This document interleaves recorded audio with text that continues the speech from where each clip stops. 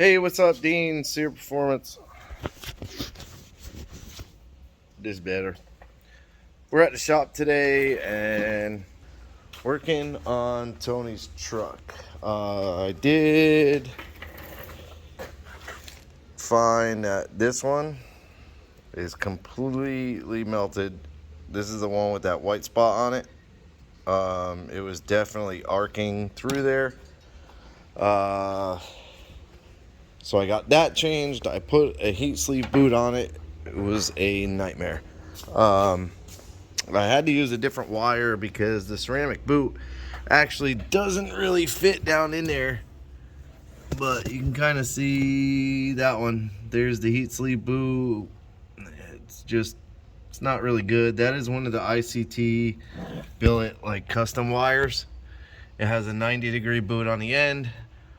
I also tested the fuel pressure, which at idle is about 52 pounds. I gotta take my gauge back off. I'll do that. Put the cap back on the rail. I got the coolant back in it. I sent the data log to Ben, and I'm waiting to hear back from him on what he thinks. It looks like the O2s are reading good, but that's just me. Oh crap. May have lost the cap for it. Shit. Or I put it somewhere. Yeah. So, trying to work through this damn truck. I want it out of here. And done. Yeah, I don't. Hold, please. Okay, I found it. I was sitting on the toolbox. So I actually haven't started it in a while. I should bring the computer over.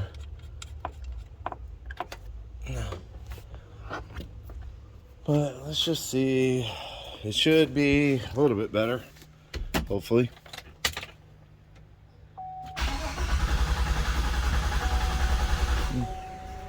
Cool.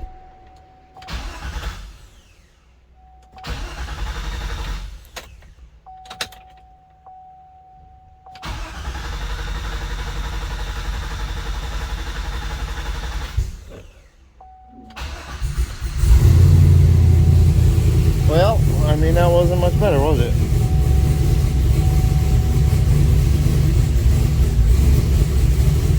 Definitely it sounds better.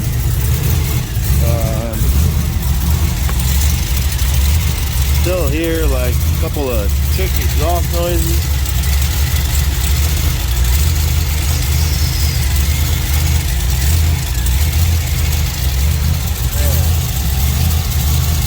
That's gonna be the nightmare. Because if there's any exhaust leaks, it's just gonna screw everything up. Yeah. Check engine light. I don't know what that's about. It just keeps reading the same codes. It's not giving me any new code.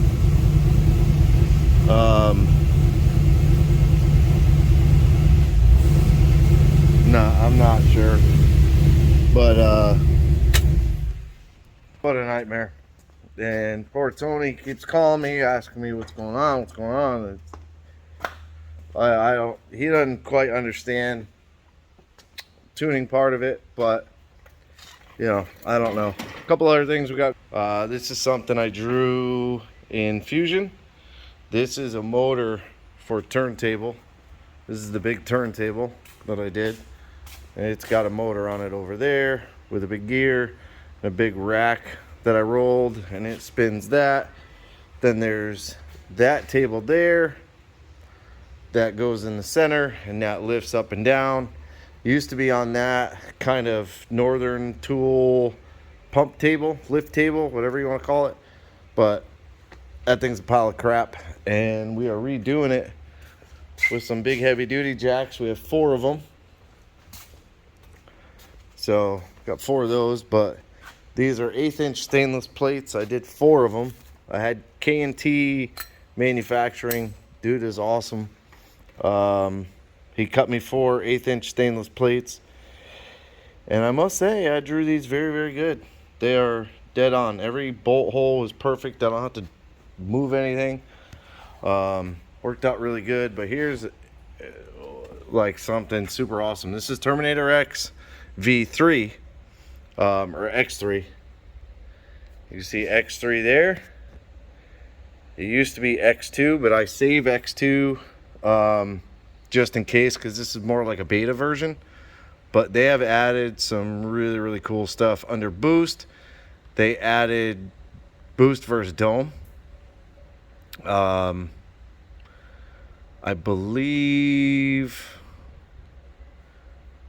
thought they added, come on, something else. I thought they had added something else in there, but I'm not seeing it. But it's Boost versus Dome. So if you select that, it gives you this max PSI setting. Then when you go Boost versus Time, it gives you this table here. So this would be what you would enter for Dome, like the 15 on there. And then max Boost, if you want it, 15, you would set 15 up there. So it'll put the 15 PSI to your Dome, and then it'll keep it under control within that range. I haven't played with it. I'm going to play with it on my truck. Then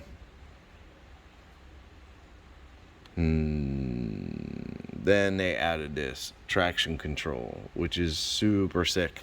So you've got wheel slip, which you would need 2 wheel speed sensors to see it, or like a front wheel speed and a drive shaft speed, something like that, to compare the two next to each other.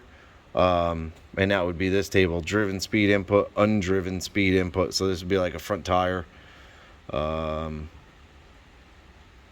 then you'd have to go through all of this, set it all up. Not sure. Selecting gears. And then this would be your timing retard per gear. So looks like you would have to set it up to recognize gears, possibly. Cylinder cut percentage. I mean, there's a lot of stuff to play with in here. Active speed management is something you have to get a license for. Right here, you have to paste this key. On the HP and Dominator, it's like $4.99 to do it. But again, you have to do drive shaft, crankshaft. So all this stuff, it's something to play with. This is huge, though, that they're adding this into like the entry level system. Terminator X, by far, I wouldn't call it entry level. It's Holley's entry level, but it does a ton of stuff. The one bad thing to it was never having one of the features they just added, limited boost control strategies, and the lack of inputs and outputs. You only get 4 inputs, 4 outputs. But they came out with an expansion module which gives you 8 inputs, 8 outputs, and 8 inputs. So I think it gives you a 16 extra total. So that's awesome, and it's affordable. It's $300 and something, call it $400 or something like that. It's affordable to add all those extra inputs and outputs, because they get eaten up really, really quick. Like, this is my pin map. Launch input. Somehow I activated something. Yikes. Oh, wheel speed, active management. That might be it. Yeah. So you've got staging input 1, which is your trans brake. Staging input 2 is your bump, or they hate calling it bump. It's bump is what it is. And then I also pile boost scramble on top of bump. Then you got your rev limiter 1, which is your 2-step, and your trans brake input. Then you've got So I put dome map. My truck works off the map sensor, but this would be your dome pressure sensor. You have to set up in and out input. Then you have outputs. You got your staging output, which is your trans brake. Then you've got both your boost solenoids, and I run the electric fan off of it. It's all done. That's everything. So fan is the only output I have that I could switch to do something else. I believe I had that on the shifter, but now, like in my instance, I have an electric water pump. I actually have two fans, an electric water pump, a transmission fan. If I want to run the electric shiftnoid, you know, all of those are additional outputs I would need, which I could do through the screen. I could do some of them through the screen. So for me to buy an expansion module would be well worth it, because I would add a ton of stuff to the outputs, and then inputs I could add my speed sensor, undriven and driven, and I can activate like a traction control.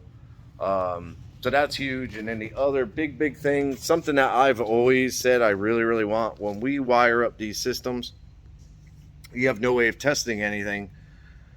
You have limited ways of testing anything.